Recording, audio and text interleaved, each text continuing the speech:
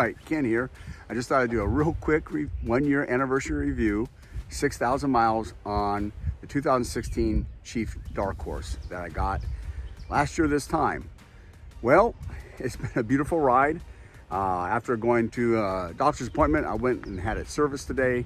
So I had an oil change, a new air filter put in, and after that air filter, it was a noticeable difference just in 1 year. So that was great to do that servicing, and it's always important to do the servicing every 5,000 and 10,000 miles, depending on the bike. But even if you don't reach the miles, I always encourage people to do that servicing every 12 months anyways, is that oil needs to be replaced, even if it's synthetic. So anyways, talk about the pros and some of the cons of the bike after 1 year. First, the cons. Okay, the bike, even though it's a 116, doesn't quite have the same oof as my 2018 Dark Horse, Springfield Dark Horse, or my 2021. Now, it's kind of unfair because with the 2021, it's not only a bigger engine, but it has 3 riding modes, as I've said before. It has sport, standard, and touring. And at first, when I got on this, I kind of thought, well, it's close to the standard. Really, the torque on this one is noticeably less than the standard in that 2021 and a little bit less than that 2018. And while the engines are the same, it's just a little bit less than that Springfield Dark Horse I had from 2018. If I compare it to my Triumph, it lacks a lot of torque. That Triumph is a torque monster, no doubt about it. That thing is like, its standard, which is all it has, is like the sport mode of my 2021 Dark Horse. So it's just a little bit, but it has all the torque you need to pass someone up, to get around them, to enter to the freeway, as well as get off the line. So it does pretty well. The best I've done is 0 to 60. It's the slowest of all the Indians I've had, is 4.3 seconds. But it's just a little bit underperforms compared to the other Dark Horses, as well as compared to the Scout 60 on a 0 to 60. I think that Scout 60 was 4.1, if I remember correctly. You just need to get off the line enough that you can get ahead of somebody or get to 0 to 60 or to 70 quick if you're entering that freeway, and it does that just great. The other con, compared to my 2018 as well as my 2021, is that on that bike, if I was to push this toggle switch here, it would allow me to see my tire pressure. This one doesn't. It just alerts you that your tires are low. And while that's okay, I check my tire pressure every time I ride, briefly, just real quick. I just put in the compressor, it tells me the tire pressure, and I'm good to go.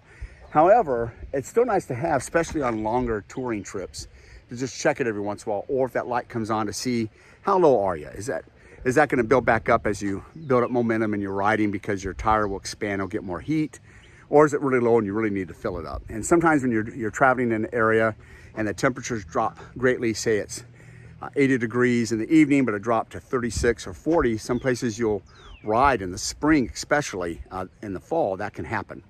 So I don't know why they even have it there, really. It doesn't work. So it probably was just to save money, because on their Chieftain models and Roadmaster models for that year, it does work. So that was, and their Springfields. So that was out of this Chief Dark Horse. That's one of the cons. It's not a big con, but it's just so nice to have. So when I'm traveling, is I just take a regular tire pressure gauge with me, pop it up there, it pops up and tells me what I have.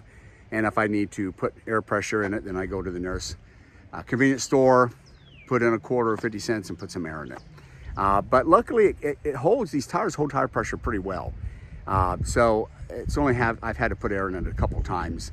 And that's because of those extreme temperature changes on some of the longer rides. Now let's talk about the pros, because those are really the only 2 cons I have. That's not a lot, really. And I got a great deal on this bike. If I remember right, I think it was 72 something, 74 something. I have to go back and look it up in a previous video of last year. But it's been a great deal, and the engine works fine. So let's now take a look at what I really like about this bike. One of the best things about this Chief Dark Horse It's just the look. The reason why I had wanted it, like I said in the previous video, in 2016, I got me the Scout 60. And at the time, I had a Suzuki Boulevard as well. Wasn't really in a place to go ahead and get this one. And Indian Polaris was still new at making them. But this was the one look-wise I liked the most. And then the Scouts I liked second. So I got me the Scout and loved it. But then I got me in 2018, I got me the Springfield Dark Horse, which was matte black. But a couple things, like I said before, they had changed. And one of them was they went to an all black display panel. And over the last two Indians, I really missed this. My Scout 60 had this display panel, and I like it. It is a nice offset, and it's kind of retro, and I liked it, and I kind of missed it. It sounds stupid, but I missed that because so many bikes just have a black display panel or analog screen. And I kind of liked having this stylish fender. It had a normal type of fender, but this is something that actually catches a lot of people's eyes, and it kind of caught mine. And it really looks good when I take the saddlebags off and I take the windshield off. It's a really, really neat look with that fender. The other thing I really like about this bike is the Jekyll & Hyde aftermarket exhaust. It really is nice, and I didn't know if I would really like it that much, and I ended up really kind of loving it. I do not use it all the time. I typically use it if I'm going to be in Kansas City or St. Louis for some reason. I'm riding through there or going into there. I like it when I'm in an urban environment to have that sound. For other vehicles can hear me coming. Once in a while I use it on the interstate because it's kind of nice if I'm passing up an 18-wheeler that they hear me coming. But otherwise I don't use it. You know, once you get above 55, 60 miles an hour, you can't hear it yourself anyway. Whether you've got a helmet on, you don't have a helmet on, or a half shell. So it really is used as a great tool. If it's just standing by, you get to hear it, it's kind of nice. Or if you're in an urban environment. So I've really enjoyed that exhaust. What else have I liked? I've really liked this headlight and the little Indian light at night. It's kind of neat. It really is much brighter than I've had on any bike that I can think of as far as a headlamp. It's really nice. So the one thing I was most curious about is I have not had a bike with Mini 8s. The 2021 Springfield Dark Horse was kind of similar. It was a little bit more forward, but you had to reach. And I thought, well, let me give it a try. Test riding it wasn't that bad. I've actually learned to really enjoy it much more than a standard handlebar situation on most bikes. So I've really enjoyed them, much to my surprise. I didn't know if I would or not, especially since I've had operations on each shoulder, but I found it a very relaxing position, and I have really good control. I would say probably a little less control than my 2021 Springfield Dark Horse, but more control than probably any bike I've had, just by the placement of those handlebars. Well, thank you for joining me for this annual review on my 1 year with the 2016 Chief Dark Horse. Thank you and happy riding.